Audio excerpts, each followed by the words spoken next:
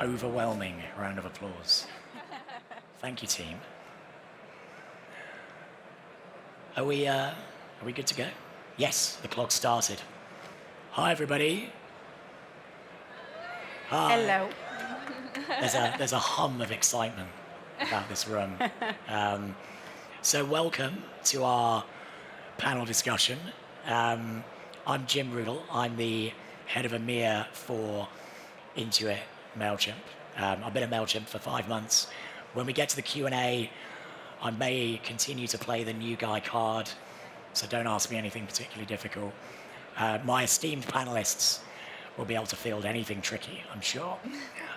So we're here ostensibly to talk about the role of email and how commerce practitioners can utilize email to drive customer engagement, drive revenue, etc. But considering the folks we have on our panel, Lauren and Renata, I think we're going to cover quite a range of diverse topics today.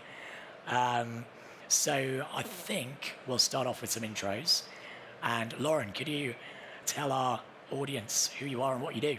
Yeah, of course. Hi, everyone. It's really great to be here, and thank you, MailChimp, for inviting me. I'm Lauren, Head of Customer Experience at Strategic and Integrated Marketing Agency. I've been working in CRM for the last 10 years and have sent over 1 billion emails in my time, which makes me tired thinking about it. Prior to Strategic, I worked at the fastest growing e-commerce company in the UK, which is Bulk, formerly known as Bulk Powders. Amazing. I bought from Bulk Powders just the other day. There you go. Wicked. Renata, tell us who you are. Thank you. Thanks for inviting me. Hello, everyone. Good to be here. Good to see this audience. So a little bit about Shopify first. Shopify is a company that was founded 2 decades ago with the mission to make commerce better for everyone. I think the best way to describe Shopify is basically to break down this mission. So when we say we make commerce better for everyone, we do go beyond the platform. So we have capital, we have payment, so we have a lot of products that actually help our merchants to grow. And when we say that we make everyone better, is really everyone. So we were found to help small business and entrepreneurs, but we grew to the upmarket, and now we help enterprise and larger brands across the world to be successful. So I've been at Shopify for 3 years now, and I joined it to lead all the post-sales experience. So I manage the customer success team, onboarding teams. I help the support team in EMEA to be a more regionalized approach. And yeah, I think that's it. Amazing. Thank you. And thanks both of you for joining me on stage. It's great to be here. We're going to start off with a bit of fun, I think. Hopefully it's fun. So I'm curious, when was the last great email you received, and what did it compel you to do? Renata, you look like you've got an answer. Oh, go on. Best email I received recently. So, funny enough, I'm doing a triathlon in 2 weeks, and that's going to be like my first time doing it. So, pretty much like from scratch, buying everything and preparing myself. And I'm buying like the things, cap and goggles and everything from the same shop since beginning. And 2 weeks ago, more or less, I received an email with a lot of great content. Right. Because it could be like quite overwhelming, the transitions and how to prepare for that. So they were not like actually featuring any product, because I think I pretty much bought everything already. But there was like great content. So I thought it like really engaging and helpful, because they seems to like know that that's going to be my first time, because probably I bought everything from like the beginning. So that was probably the best email that I received recently. It helped me a lot with the content. Amazing. So they helped you understand what it meant to be a triathlete and what you needed to think about. Yeah, I think cool. At least I know the theory now, so let's see how it goes in 2 weeks. Oh, good luck. Thank you. Lauren, a great email you've received. What did it make you do? My favorite email I received was the birthday email from Body Shop. I think birthday emails are so hit and miss if you make them personalized or not. And you'll know as we go through this conversation, I'm a fan of personalized emails. So really kind of the animation in the email, the first name personalization, but also showing products that I have recently bought, recently looked at, and really bringing that email to life. And obviously it made me go on to purchase. Good. And happy birthday. Yeah, thank you. Cool. So, as I said, we're here to talk about how email is impacting, or I guess continuing to impact the work of commerce practitioners. There's a lot to cover, but I think it'll be good to start with your perspectives on what your customers are telling you about the environment, like the trading conditions, the trends. What is it important for this audience to hear and learn about when it comes to how things are operating right now? Renata, do you want to start us off? So I think at Shopify, we're probably seeing the two sides of a coin, right? So in one hand, yes, it's uncertain times. Economy is not fully recovered yet. I think we've launched the e-commerce trends report a few months ago, and there was a data showing that 67% of global companies are still recovering from the post-pandemic times. We're seeing like higher inflation from 40 years, cost of acquisition to the roof. So we're seeing like all of those trends. On the flip side, I think our customers are thriving basically through innovation. So we can see like social commerce is here, it's a trend, and many of our customers are doing this effectively. We're seeing a lot of merchants innovating through AI. I think AI came to stay and everyone is talking about it. And it's here to change the way that we do commerce for sure. And we're seeing like early stage with AI for sure. And that brings me to a discussion that we usually have with our customers, which is about innovation debt.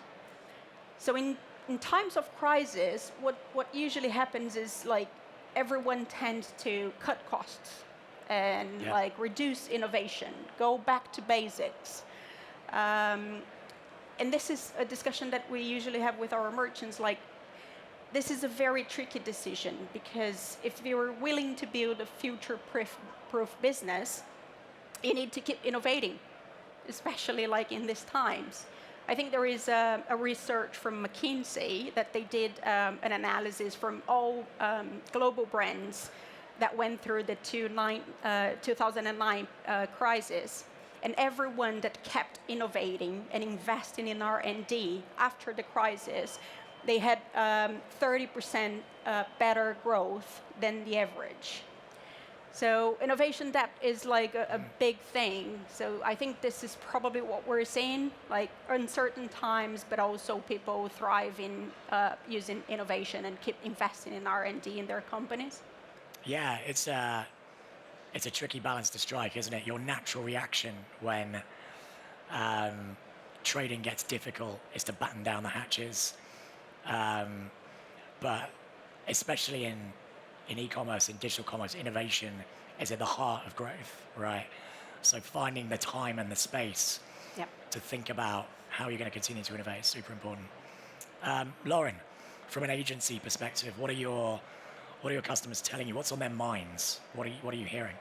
Yeah, I think we're an integrated marketing agency, so we deliver across all service lines. Obviously, we're all seeing the cost of acquisition go up. So our clients really want to get the most out of their customer data that they have already. How do they really understand those customers? How do they understand what they need to think, feel, and do at each stage? And also, how does their technology kind of overlay that? So is their e-commerce platform talking to their CRM platform? Are they able to have intelligent conversations with those customers and get the most out of them? And how can they utilize that first-party data to inform things like their acquisition strategy? So really, our clients want to get under the skin of their databases a bit more. They really want to understand their customer journeys and put themselves in their customer shoes. Yeah, that's interesting. So I guess they want to get clarity, right? They want a real understanding of who their customers are, how they behave, Yep. and use that information to make great communications, right? Email being a key tool in that, but you've got strong opinions about email is a channel, one of many, and how to Yeah. think about that, right? Yeah, so I've obviously worked in email for a long time, but I think particularly since the pandemic, email is more than email. It's Yeah. CRM, it's customer marketing, and we all work and have an impact in CRM and customer marketing, and it's no longer the right thing to just say I work in email or I work in CRM. CRM sits at board level now. Yep.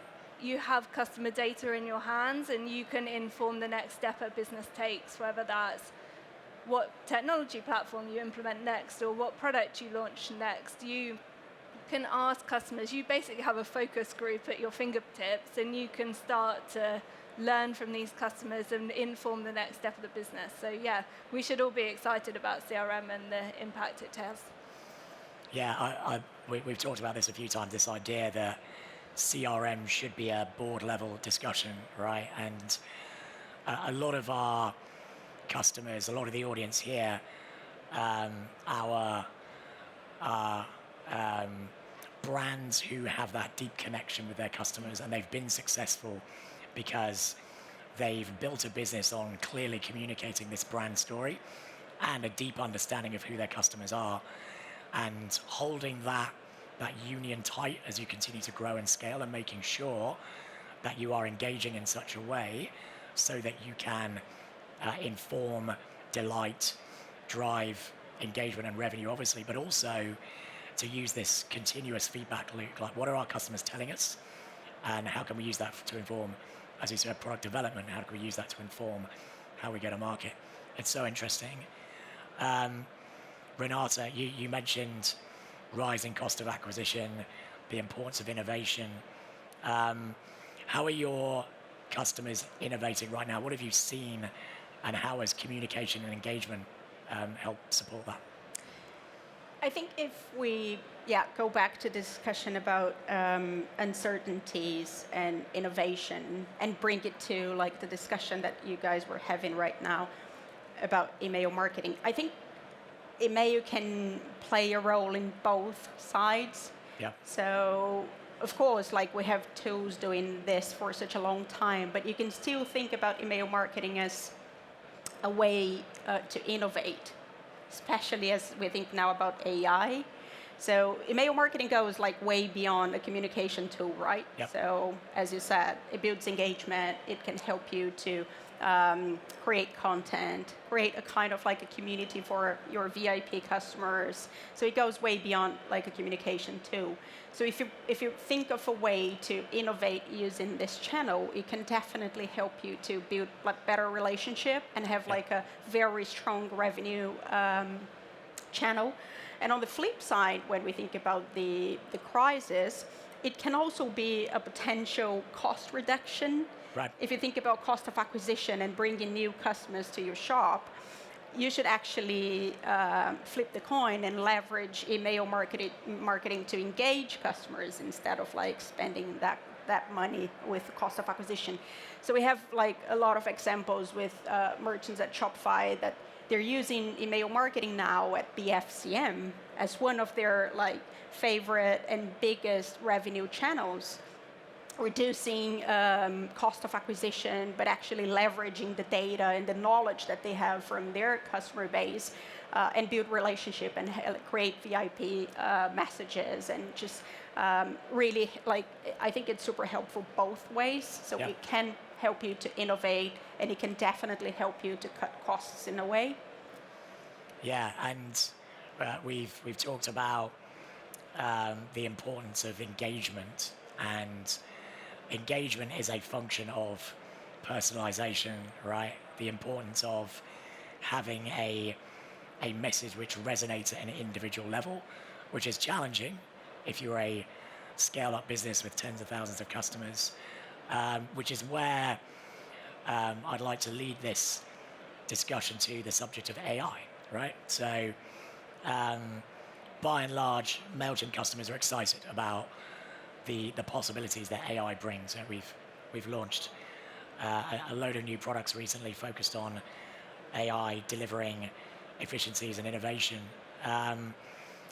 Shopify investing heavily in AI. I've been on LinkedIn. I've seen the ads. I've seen the videos. How are your customers feeling about it? What has driven Shopify to make this investment? And how do you see this evolving over time? Yeah, AI, like everyone is kind of overwhelmed right now with all the talks about AI. And Shopify does believe that this is going to transform the way that we do commerce 100%. So in the last editions, the summer edition, Shopify actually announced features powered by AI in a launch called Shopify Magic. Right. So we're definitely leveraging AI from all ends. So the way that at least I think about AI is that you can use AI for two themes. One is efficiency and the other one is impact. Right. So as you think about efficiency, AI can definitely help you to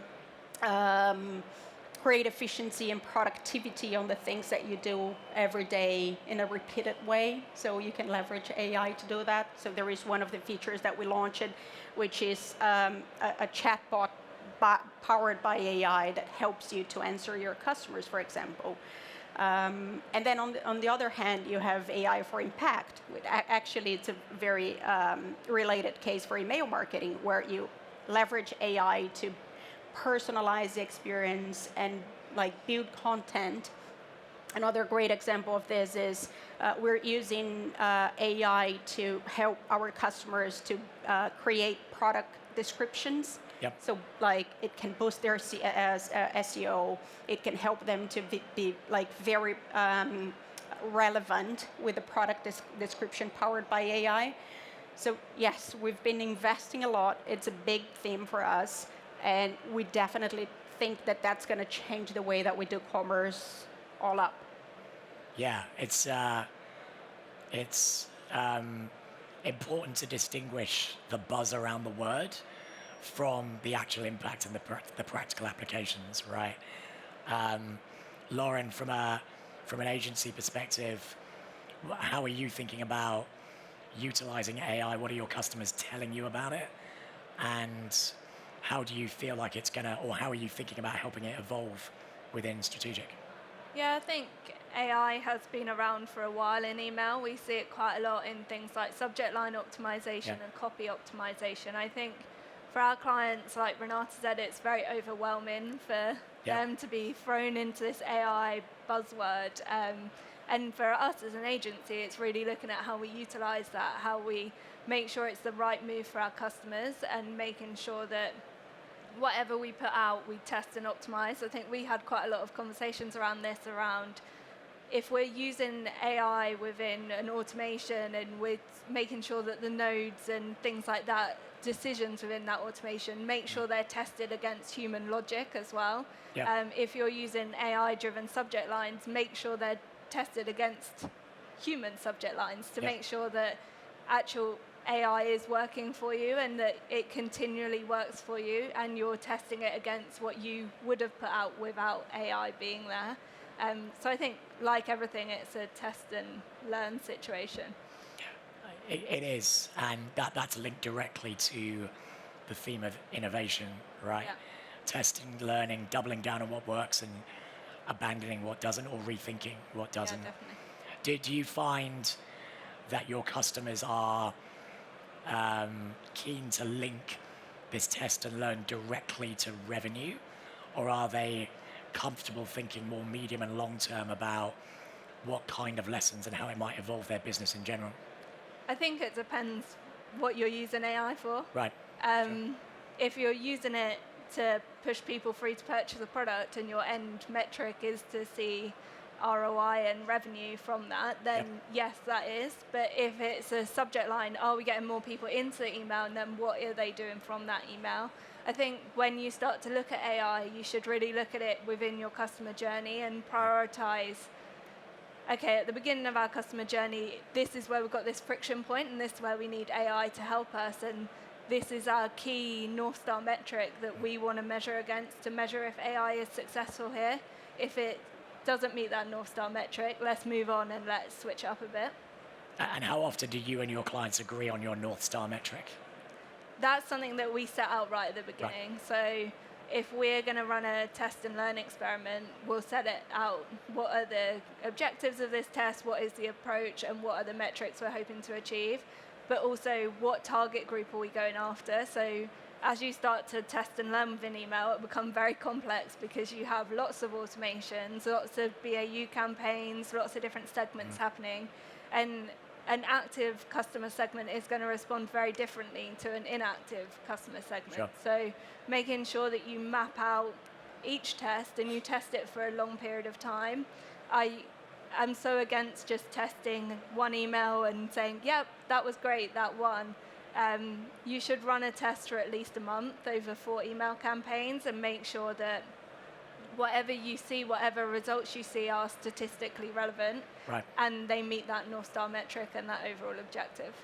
Got it. That's a very thoughtful, long-term approach to testing and learning and innovation.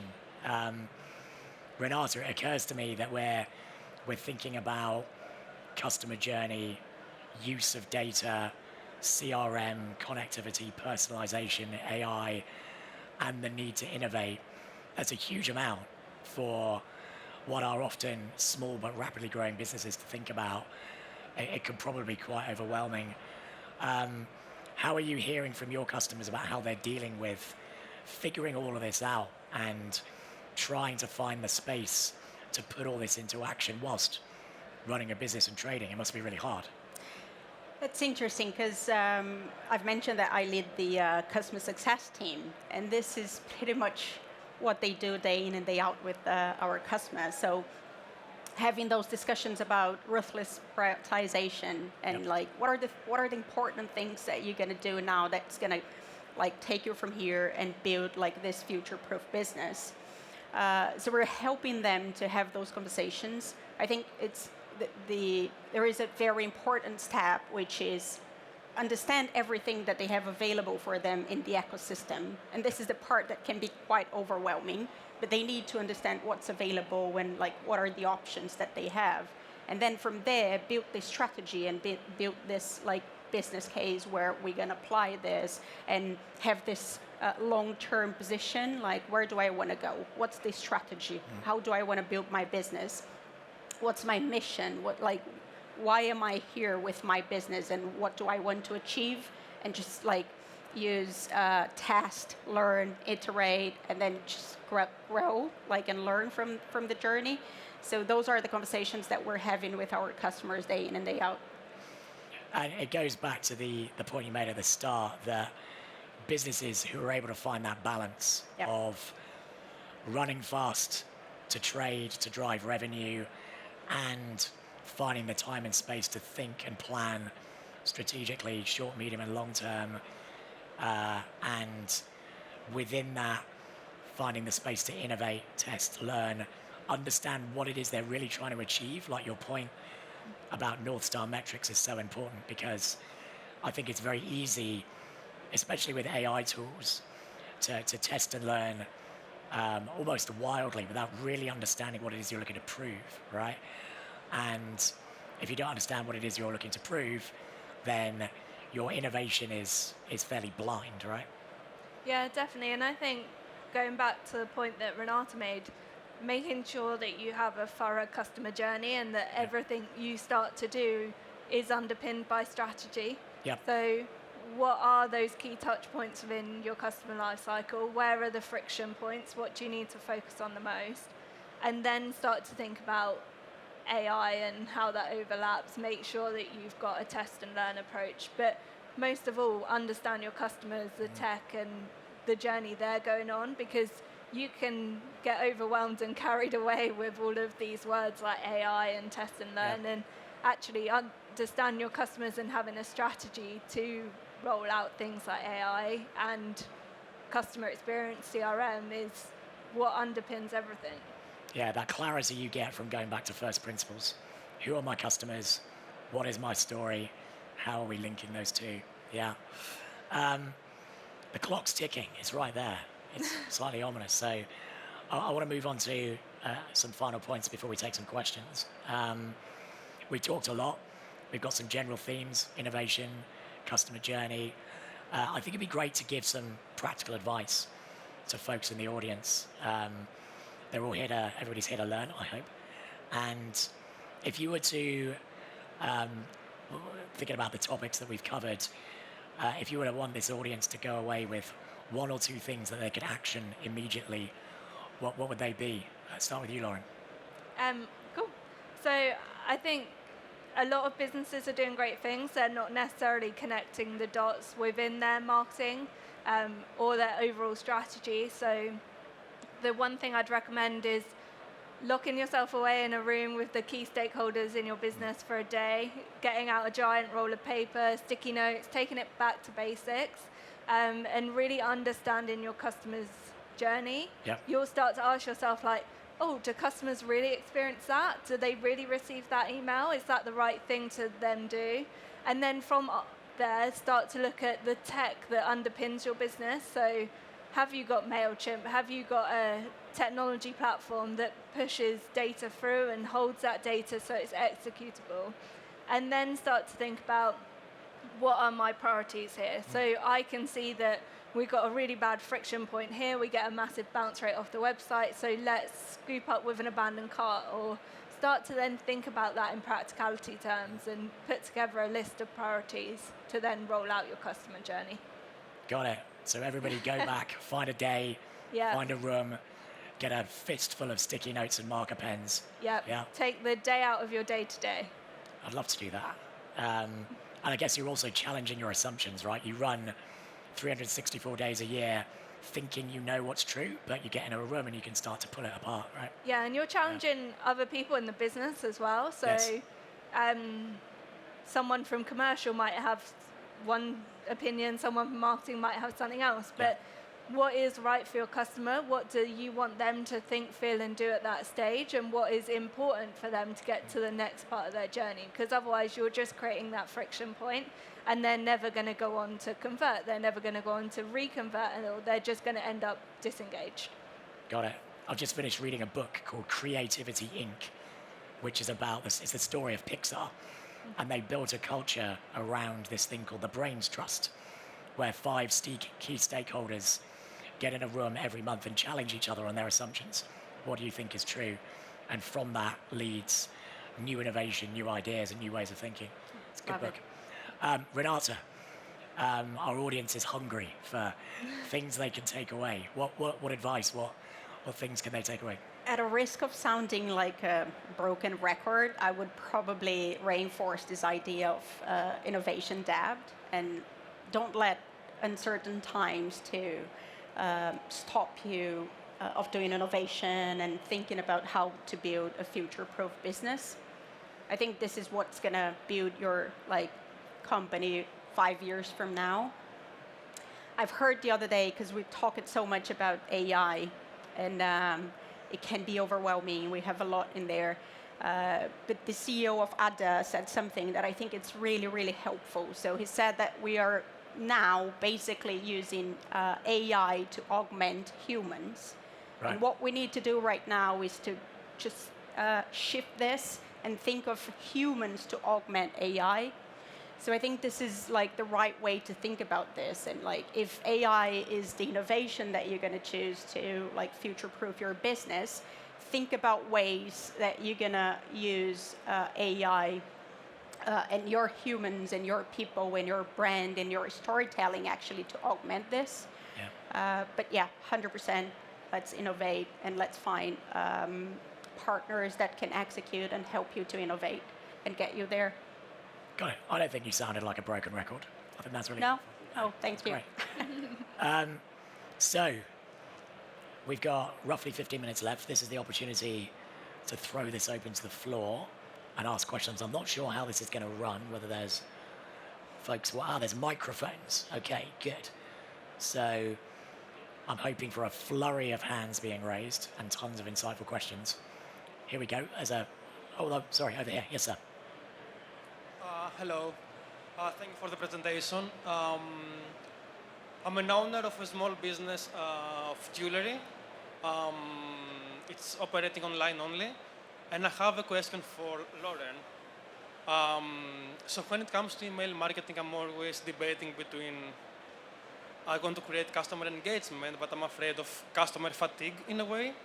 So I'm always questioning the frequency of how often I should email my customers, like daily, weekly, bi-weekly, monthly.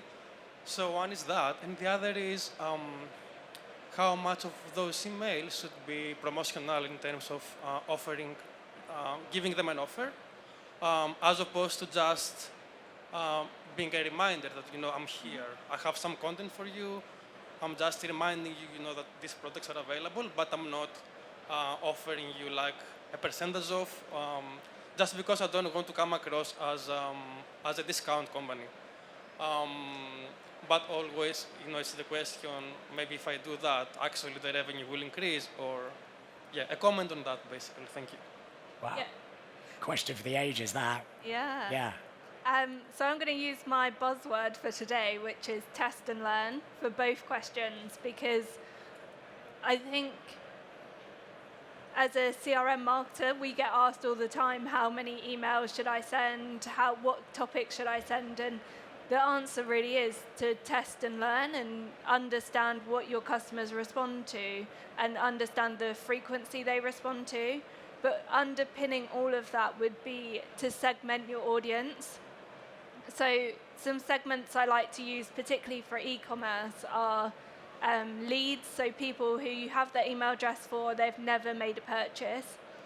First-time buyers, so people who have just made one purchase. Active customers who have made a purchase in the last 3 months, but they've made multiple purchases, so they're kind of your key group. Defecting customers who between 3 and 6 months haven't made a purchase. They're kind of on the edge of becoming inactive, and then your inactive pool. And what you'll find is as you build those groups out, they'll respond to different type versions of emails, different frequency. So your active customers will be very responsive to more emails. They'll probably need less promotional emails because they're ordering on their own anyway. Your inactive emails, let's send once a month, for example, because they're falling off the cliff. We want to bring them back, but it's more to use automation to bring them back rather than BAU campaigns. They do need discounting more than someone in an active pool. Your first-time buyers and leads, for example, they're at the beginning of their journey, so they need to be nurtured but not overwhelmed. So that kind of 1 to 2 emails a month or a week, depending on what your typical frequency is. And then what you do is it'll get quite complex because you'll have all of these segments, but you then start to test and learn by segment. So your active customers will respond completely different to your inactive pool, and that's because they're completely different life cycle stages. So they need to be tested and really learnt from to then roll out the right volume for them. And there will be you'll never get to a point where you'll go, this is exactly the right thing to do now, because you continually test and learn, but you'll start to get to a ballpark where you can say, yes, for active customers, they get an email every week, they get 1 promotion email a month, and they get 3 content emails a month. And then you'll start to learn deeper into those, what subject lines they perform to, what CTAs, and in each of those segments, you'll start to go deeper and deeper in the test and learn. Amazing. Thanks, Lauren. With insight like that, I feel like you're going to get most of the questions. But again, like, this takes time, right? You've got to take the time to step back, think about your customer segments, map out the North Stars metrics that you want to measure against, right? And those purchase dates, I just used 3 months as an example, but they'll be completely different depending on what business you worked in. So, for example, when I worked in e-commerce, we knew that customers made, on average, 1 purchase, kind of 3 purchases every year. So we worked out our kind of monthly run rate by that. But if you're purchasing your B&Q and you're selling a shed, for example, your lifetime value of that customer is going to be very different to someone who's buying a consumable product, like something from the Body Shop or bulk or something like that. And therefore, you really have to look at it on a business-by-business basis and look at the performance data that sits behind your business to work out that lifetime value and what should underpin those segments. Got it. Amazing. Thank you. This lady here down the front has a question.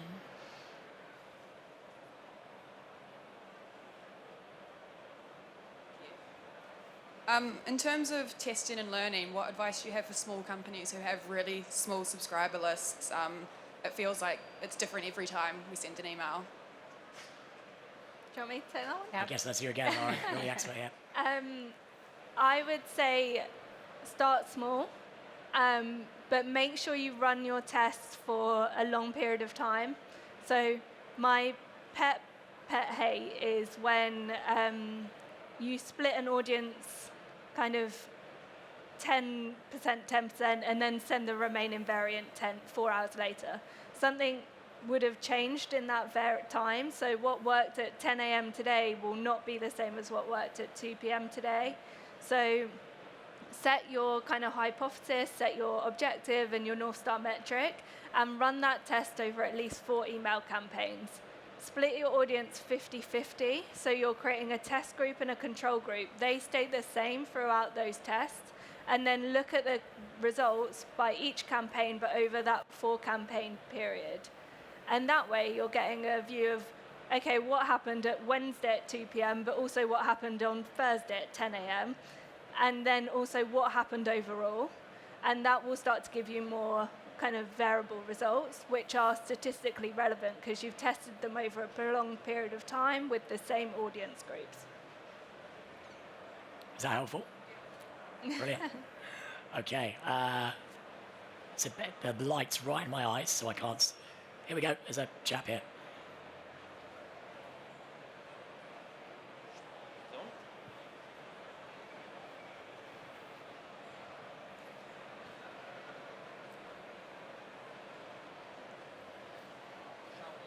You could just shout really loudly. There we go. Thanks a lot. My question is just about third-party cookies, the demise of them next year. So how does that look for the email marketing channel, and how are you guys preparing for it as well? That's a great question. Laura, I'm afraid I'm going to have to hand it over to you again as the strategist here. Yeah.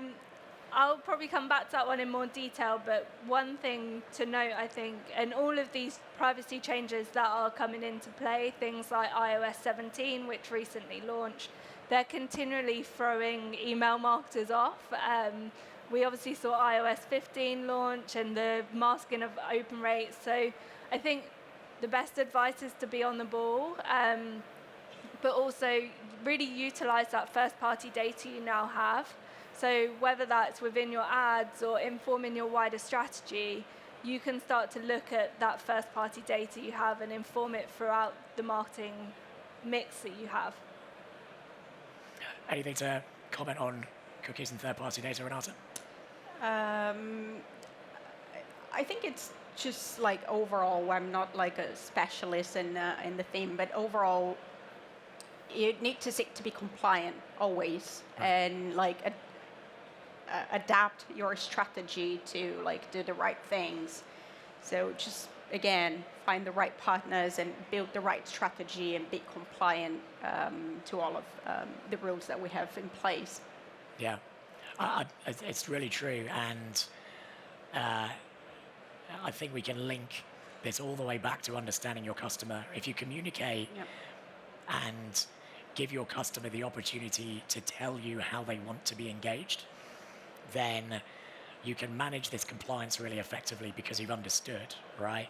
You can operate within the parameters, but because you've given the customer a choice in the right context, they can provide you with the best information and insight as to how to engage with them within the compliance frameworks, right? 100%. I think like transparency builds trust. So if they know what are you holding, what data do you have, and if you're willing to like share any time that you need, I think this builds trust 100% with the brand. Totally. This is how we need to operate. Yeah. Looks like you're about to say something, Laura. Yeah, I think that overall plays into email marketing because we all receive hundreds of emails a day, and the ones that stand out to us are the ones that ask us for what we want to receive, ask us for our opinions, and you're building up that first-party data to then inform the next step the business takes, but also your ads. So yeah, definitely put a preference center in place, start to explicitly learn what your customers want, but also implicitly. So how are they engaging with emails? What are they trying to tell you? And then pair those together, remain compliant, like Renata said, and it all starts to form together. Amazing. Any more questions? Again, I can't see anything because the lights are in my eyes. Oh, no. there's a... Sorry, I don't know who was first. Let's go here, over here. Hi, thanks. There's been a lot of talk of AI, obviously, and I'm just really interested, what technologies are MailChimp using specifically with AI, and what benefits have you seen from that? Yeah, finally a question for me. Go for it. So, 5 years ago, Intuit, who now owns MailChimp, made a strategic decision to invest in AI as the future of humanity, really, not just technology and marketing. But we placed a big bet on AI being the driving force behind innovation and growth, productivity. We like to think ahead of the curve. And that we've built an entire business around AI R&D, AI development. We use a number of external tools, but most of what we've done is build a practice in-house to deeply understand AI as a company, develop our own tools, and place it at the center of everything we do across all of our products and brands. And MailChimp has been on the receiving end of this, most recently with AI Assist, which is being rolled out across 30 countries at the moment. What are we seeing? Predominantly huge increases in productivity, right? So marketing teams utilizing AI, not just to test and learn incredibly quickly and to power the level of insights that they'd like to see to understand their customer more deeply, but just as a pure productivity tool. This may resonate with the audience here. Marketing teams are so often under-resourced, so often challenged with budget constraints, and we see AI as a way, or they see AI, they tell us that they see the tools that we produce as a way of augmenting their teams, like freeing their teams up, driving huge efficiencies within teams that are constrained. I don't know if anybody else has comments on what customers are seeing in terms of net benefits so far. I think my only comment would be from a technology provider is making it easy for the end user to use AI. Like you said, the marketing teams are exhausted, they're under-resourced, and therefore making it easy for people to use subject line AI, making it easy to implement copy into emails is only going to make marketing teams' lives easier. Totally, and that's good, right? Renata, any comments? Again, we're talking about AI now, and it's a big boom, but like it's been 10, 15 years that marketing companies are using machine learning to personalize content. So, but I think we were not seeing this, or it was not like a big trend. But that was the way for like software providers to personalize search engine or personalize email marketing content. So I think it's been there for a while. Yep. Now I think what's the important point is what Lauren said is make it easy for everyone to adopt and use, recognize, and test and learn, and so on and so forth. Got it. The clock has turned an ominous red color, which means we have to wrap this up. Do we have time for one more question? Okay, great. This chap here. Hello. Yeah. Hi. One more question. So you spoke a lot about using data for personalization. You talked a lot about engaging contents. Do you have any experience with any of your customers using video in their email communications, or even better, combining video and personalization? Any experience with that? Any customers who have done that maybe successfully? Any tips and comments on that? Video and communications? Anybody? You want to go for it? Yeah. We necessarily don't use video in email. We use it as a kind of little moving GIF or clicking through to a video.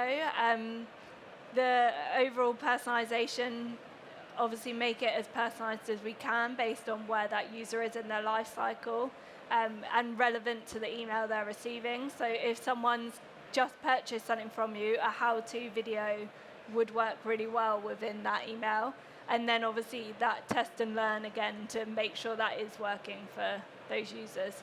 And I guess maybe something that Renata will pick up on, but the personalization that follows them through to the website, and how if they have just purchased something, personalizing that website journey for them. So it's not just the email personalized, you're taking them on the website personalization journey too.